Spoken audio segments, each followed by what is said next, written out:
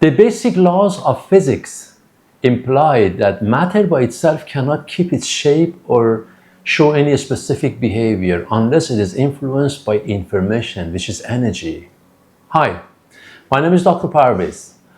I am a naturopathic physician and I hold a Ph.D. in quantum and integrative medicine.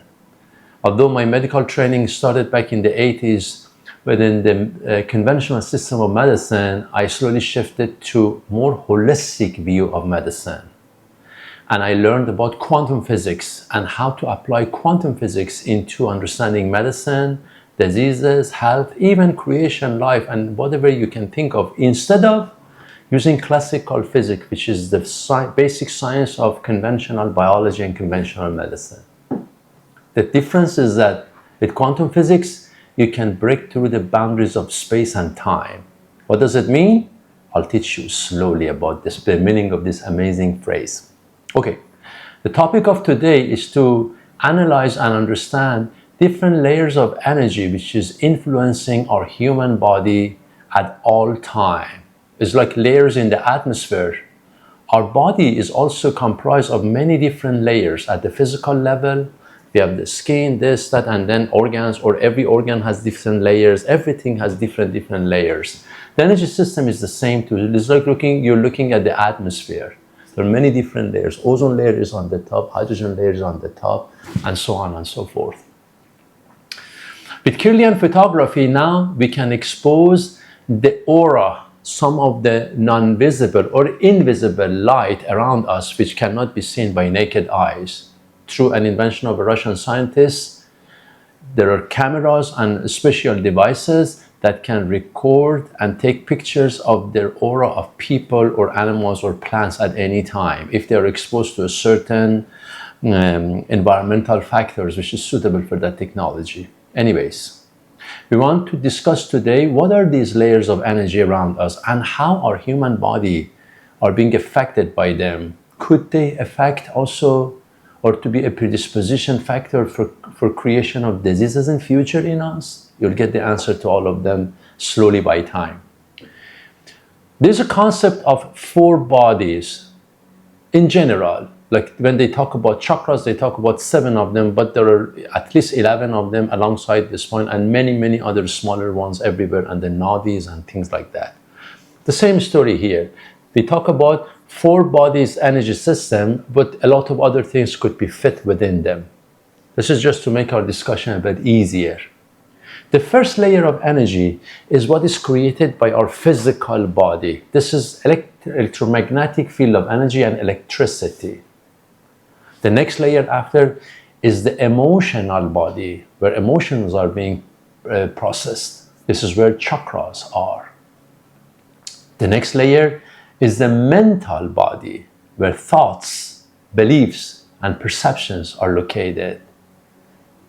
And the last one, which is covering everything, is the spiritual body. Each one of these layers, when they go bigger and they stand outside, they influence our body, our physical body, even more. In the next few videos, I'm going to explore one by one what they are and how they are affecting our body and our health and our future and the ability to achieve things and to be who you want to be, really. Information is everything. Nikola Tesla says, if you want to understand the secret of the creation, think about energy, frequency, and vibration. And that is correct. We can see them at the matter level or beyond matter level. What do I mean by that? For example, you could look at the electromagnetic field of energy created by atoms, which is what is happening in our physical body. This is a matter base. Why? Because our body, like everything else in this universe, is made of atoms.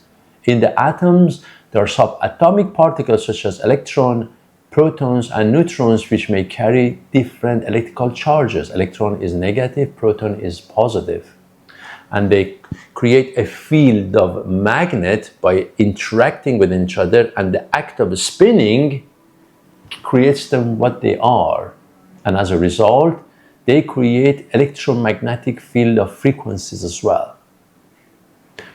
The rule of right thumb from the high school physics shows that if my thumb shows The direction of the movement of, let's say, an electron in a wire, my fingers will show the direction of the electromagnetic field that appears around this. That's why when you're driving on a highway and listening to your favorite radio show, when you pass under the high voltage power line, your radio receivers will be interrupted because you enter another field of electromagnetic which is stronger than what you were receiving, and this is an interruption.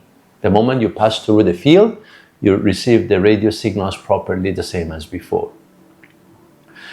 Our blood, which is fluid, of course, contains enormous amount of minerals which are in form of ions, because when you dissolve salt in the water, you create subatomic particles with plus or minus charges, and of course they're constantly moving. There you go. So there's an electromagnetic field that covers within and around us.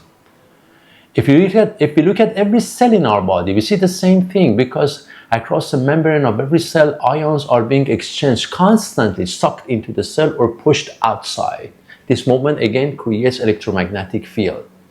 At the cellular level, we call it transmembrane potential. It means if we have a voltmeter and we put one leg inside and one leg outside of the cell, it should read about 70 millivolt of electrical potential in healthy cells. Actually, this is the battery of our cells, because when there's a lot of inflammation, that charge will drop to around 50. God forbid, and when there's a lot of degeneration, like in cancer, it drops down to 20. At the level of 0, everything is dead.